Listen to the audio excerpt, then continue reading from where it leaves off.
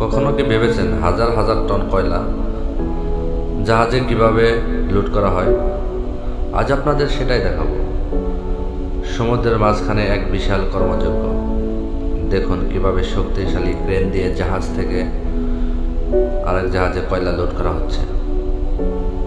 ক্রেনের কাজ ভিডিওতে দেখুন।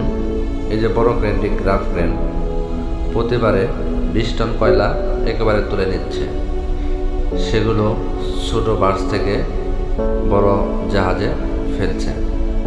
কয়লার উৎস এই কয়লাগুলো সাধারণ বিদ্যুৎ উৎপাদন বা কলকারখানা জ্বালানি হিসেবে ব্যবহার করার জন্য এক দেশ থেকে অন্য দেশে জাহাজে করে আনা হয়। জাহাজের আকার আপনারা দেখতেই পাচ্ছেন। এই বাল্ক ক্যারিয়ার জাহাজটি কত বিশাল।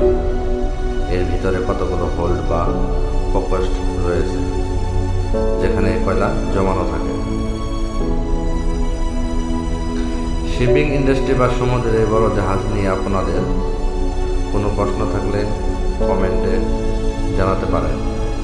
ভিডিওটি ভালো লাগলে লাইক, কমেন্ট ও আমার চ্যানেল নতুন হয়ে থাকলে সাবস্ক্রাইব পাশে থাকুন। ধন্যবাদ। আসসালামু আলাইকুম।